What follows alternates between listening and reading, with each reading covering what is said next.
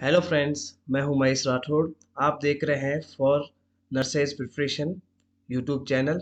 आज हम यहां पर डिस्कस करेंगे पैंक्रियाटाइटिस के बारे में, जो कि आपके आने वाले एग्जाम्स के अंदर हेल्पफुल रहेगा, जैसे नोट्स है 2023 राजस्थान सीएचओ, पीजीआई और आरएमएल एग्जाम्स के अंदर। Pancreatitis definition: infection and inflammation of pancreas. Pancreatitis का मतलब होता है इन्फ्लामेशन या फिर इन्फेक्शन पैनक्रियाज के अंदर होना। It is two type: acute pancreatitis और chronic पैंक्रियाटाइटिस।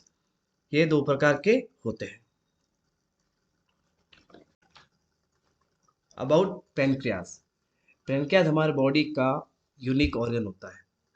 इसके शेप की बात की जाए तो ये लीफ लाइफ स्ट्रक्चर होती है। इसकी लोकेशन की अगर बात की जाए तो ये अपर abdomen में पाया जाता है, या ये कह सकते हैं कि नियर बाई स्टोमक। और इसके अलावा इसके सराउंडिंग कुछ ऑर्गन और होते हैं, जैसे स्प्लीन हो गया, लीवर हो गया और स्मॉल इंटेस्टाइन। ये सबसे घिरा हुआ ऑर्गन होता है।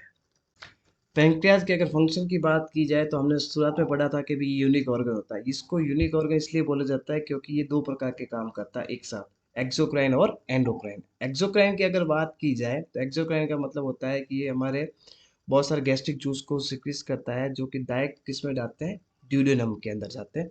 ड्यूडेनम में जाने के बाद जो भी हम खाना खाते हैं उसको अच्छे से डाइजेस्ट करने के लिए ये गैस्ट्रिक जूस का या बाइल्स का यूज होता है। साथ ही साथ ये एक बाइकार्बोनेट का भी सिक्रीशन करता है। बाइकार्बोनेट हमारे लिए क्या हेल्पफुल करता है? बाइकार्बोनेट जो भी हम खाना खाते हैं बॉडी में, जो एचसीएल होता है, एचसीएल क्या करता है, वो खाने के साथ ड्यूडेनम में आता है और ड्यूडेनम को रप्चर नहीं करे इसलिए उसको सबसाइड करने का काम करता है।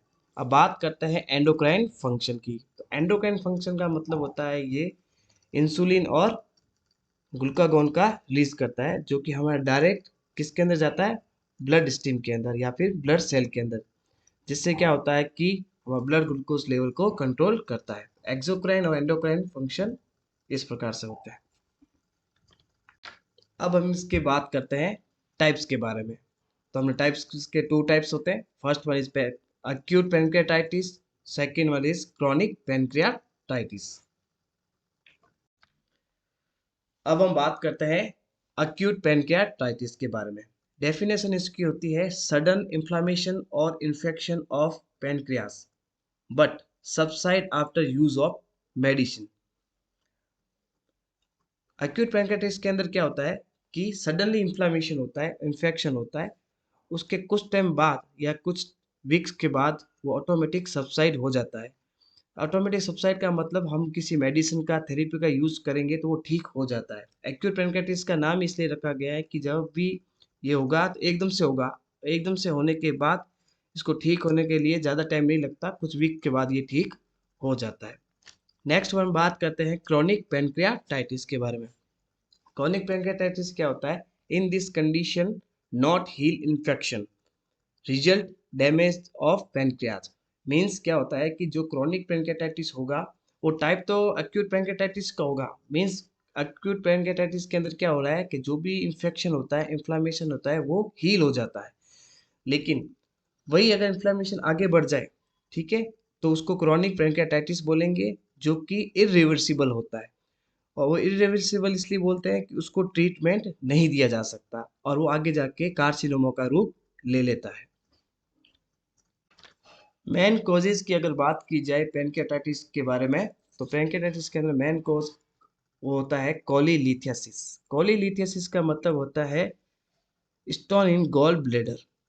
आपको पता होगा दोस्तों कि गॉल ब्लेडर का काम होता है बाइल सिक्रीशन करना, और वो बाइल जूस किस में आते हैं, पैनक्रियाज में। वो दोनों मिलके क्या करते हैं, गैस्ट्रिक सिक्रेशंस का निर्माण करते हैं। तो फ्रेंड्स, यहाँ पर क्या होता है कि जैसे ही गॉल ब्लैडर के अंदर कोई स्टोन बन जाता है तो वो सिक्रेशन क्या होता है, ब्लॉकेज हो जाता है। उस ब्लॉकेज की वजह से पैनक्रियाज के अंदर इन्फेक्शन हो जाता है, और इन्फेक्शन होने की वजह से पैनक्रियाटाइटिस होने के चांसेस बढ़ जाते हैं। नेक्स्ट कॉज है कोलेंजाइटिस।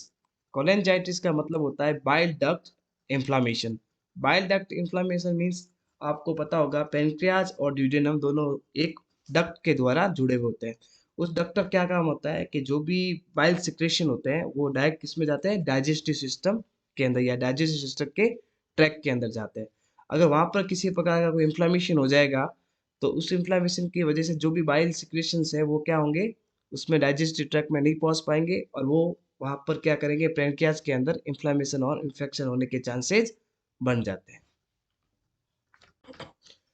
मेन कॉज की अगर बात की जाए तो कोलिलिथियासिस और कोलिंजाइटिस होते हैं। अदर कॉजेज़ की अगर बात की जाए तो हैवी अल्कोहल यूज़ करने वाले को भी पैनक्रियाटाइटिस होने के चांसेस बहुत ज़्यादा होते हैं, या फिर किसी प्रकार का कोई मेडिकेशन यूज़ कर रहा है उसकी वजह से पैनक्रियाज के अंदर इन्फेक्शन होने के चांसेस रहते हैं, या कोई पैनक्रियाटिक कैंसर हो तो उसके वजह से भी पैनक्रियाटाइटिस होने के चांसेस रहते हैं, या किसी प्रकार की कोई अब्डोमिनल सर्जरी हो, सर्जरी होने के बाद कोई वुंड के अंदर इन्फेक्शन हो तो उसकी वजह से भी हम लोगों को देखा गया है कि पैनक्रियाटाइटिस होता है।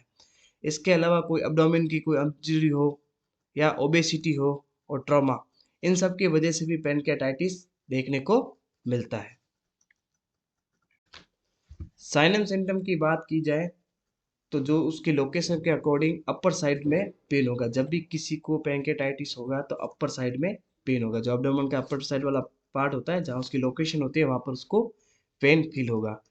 फिर क्या होगा, टेंडरनेस। टेंडरनेस का मतलब क्या होता है कि जब हम पेशेंट के साइड को अगर टच करेंगे तो वहाँ पर उसको पेन फील होगा। अब आपको पता ही है जब किसी भी बॉडी के अंदर कोई भी किसी प्रकार का इन्फेक्शन हो जाता है तो अपने बॉडी का टेम्परेचर बढ़ जाता है, उसी को अपन क्या बोलते हैं, फीवर। तो यहाँ पर अपन को फीवर देखने को मिलेगा। साथ ही यहाँ पर क्या होगा, नोजिया और वॉमिटिंग देखने को भी मिलेगा। नोजिया वॉमिटिंग देखने को क्यों मिलेगा, क्योंकि ये डाइजेस्टिव सिस्टम से रिलेटेड है।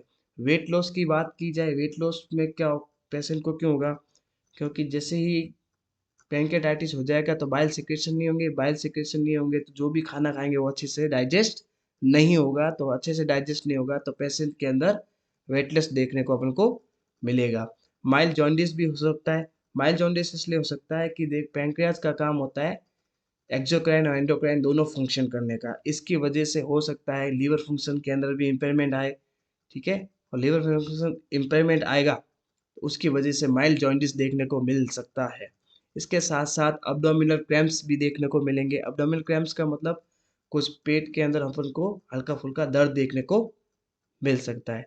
साथ ही आपको पता है डायबिटीज़ देखने को भी मिलेगा। डायबिटीज़ एंडोक्राइन फंक्शन के इम्पेयरमेंट होने की वजह से पेशेंट के अंदर डायबिटीज़ अपन को देखने को मिलता है। सर्जिकल मैनेजमेंट की अगर बात की जाए तो यहाँ पर दो प्रकार की सर्जरी होती है। First one is endoscopic surgery. Endoscopic surgery के अंदर क्या होता है कि हम लोग क्या करते हैं, एंडोस्कोपी के द्वारा पैनक्रियाज को देखते हैं और जहाँ पर उसका ब्लॉकेज होता है उस ब्लॉकेज को खोलने की कोशिश करते हैं।